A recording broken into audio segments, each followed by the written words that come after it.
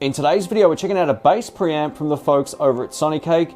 This is the B Factory. Not only can this run directly into an amplifier to give you more EQ, compression, and shaping controls, but it can also run directly out into an audio interface mixer or PA system, thanks to the XLR out on the side.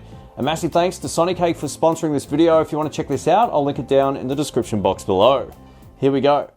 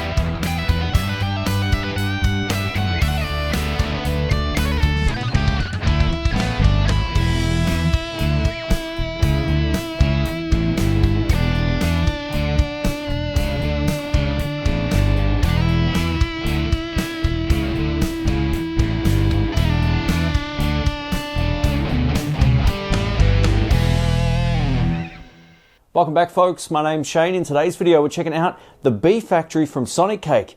This is a bass preamp pedal, the first bass pedal I've ever reviewed after posting over 3,000 videos. Why? Because Sonicake make great stuff and they're also quite affordable as well. And this is a really great addition to anyone who wants to record bass or get a better tone directly into their bass guitar amplifier. One of the standout features is on the side here, we get a dedicated XLR out, so you can go directly into an audio interface, mixer, PA system, or you can run this wherever you like if you've got a recorder with an XLR adapter. Now this is a top mounted pedal, so our input jack is over here.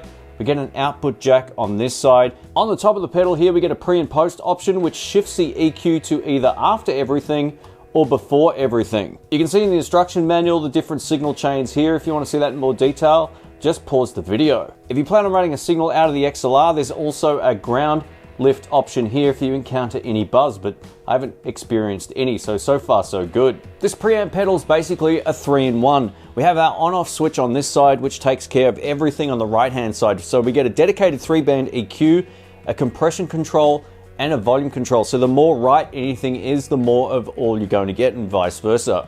If we switch the button on the left-hand side, we're getting the drive and blend control. So the blend control is a blend between the mix of your clean signal and also the drive signal, which you set with the drive control right next to it. While this is a 2-in-1 pedal, just know you can't use the overdrive circuit side on its own. You have to have the pedal on for this side to be active, but you can just use this side over here if you so choose. This video will run you through how this works going directly into a dedicated bass amp back here and also directly out into my audio interface. If you want to check this out, I'll link it down in the description box below. Here we go. All right, let's get into it. In today's video, I'm playing my SX bass. It's loaded with a P bass system and a jazz bass, so it's a PJ. I'm going to be using both pickups all the way up to start with, and I'm plugged into the HD 500 from Harkty over here, and that's going out into my Focusrite sound card via the XLR out. So we're going to start with the tone that I had in the intro clip to begin with, and then I'll show you how the pedal works, and we'll dial in some different sounds. So this is the amps tone.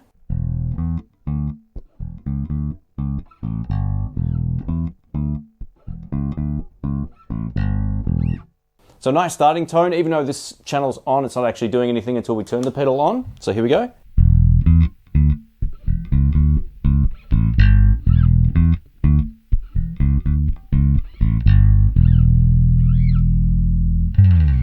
So as you can hear, there's lots more clarity on there because I've got the treble up. Let's bring that back a bit.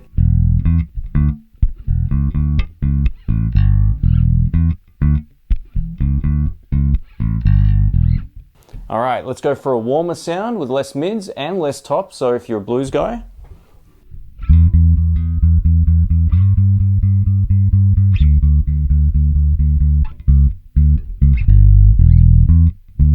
Whew, yeah man, it gets really loud really quickly. That bass control really adds in a lot of thump on the low end. So if we turn off the left-hand side, we're basically bypassing the blend and the drive control over here. So let's give this a shot.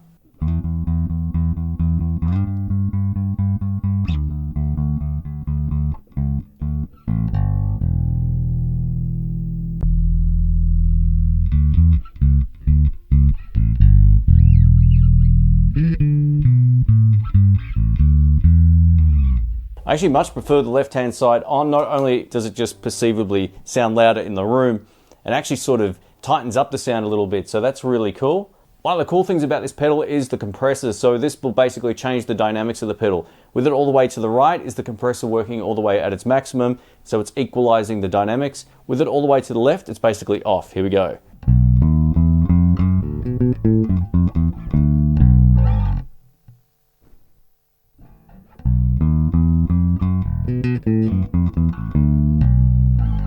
It felt like a drop volume, but it also gave me a more sort of full range sound. And now with the compressor, let's dial it all the way up. Here we go. So now it doesn't matter if I pick soft or hard. Volume's going to sound very similar. With it all the way this way, if I pick soft. So as I pick hard there, you can hear it sort of kick in. So the compression is actually, or the compressor is actually equalizing the dynamics out a lot more. So it's basically giving you sort of like a threshold, both loud and quiet, which is pretty cool. Let's take a look at the drive control. I'm actually going to start with it all the way up, and I want to show you how the blend control affects the drive level. So just as a point of comparison, this is just the right-hand side of the pedal.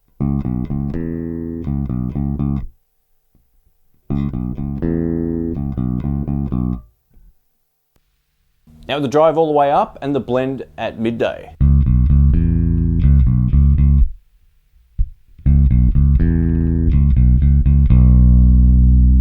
So you might be thinking that's pretty clean still. It is. There's a bit of hair on the sound, but not much. But the blend control is where you can dial in more or less. So with the blend control all the way this way, you're getting a dry signal.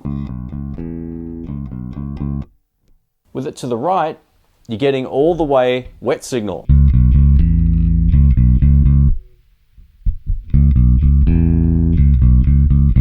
I mean, that just really changes the overall feel of the pedal as well, which is great. If you want a little bit less dry but more blend, you can run it like this.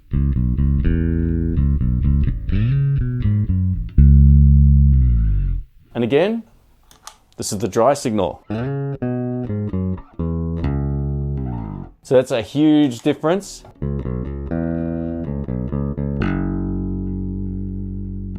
Yeah, so this works great going into an amplifier, or you can also run it straight into your audio interface. Let's have a listen to the XLR output going directly into my audio interface. So this is with my amplifier back here, currently out of the signal chain. Let's give this a go.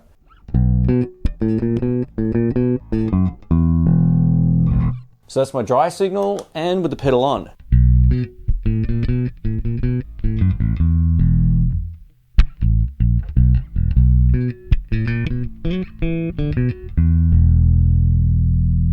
So you can make that work. You get a more produced guitar track going directly into your computer. On the top of the pedal, there's a pre and post, which puts the EQ either before everything in pre mode, which you've been listening to so far, or in post mode with it to the right. Let's have a listen to this.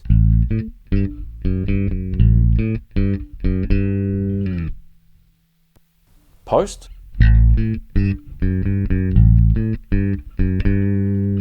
This can be really handy depending on what kind of sound you're going for. If you need to clean up a little bit of the low end, if you're running, say, a dirty sound, you can back off the EQ after everything else, which is really cool. So it gives you a lot of flexibility in terms of tone. Thanks for watching, folks. My name's Shane. A massive thanks again to Sonicake for sponsoring this video. I'm going to give you my thoughts about it. So as a 2-in-1 pedal, especially for bass, it works really well. I love the fact that you can get a much better or more closer to a produced track directly out of this pedal into the XLR adapter, and that's how we used it the other day when Dr. Rick was over. We were shooting some videos here for guitar. We laid down some bass tracks using this, and we were quite surprised just how great it sounded.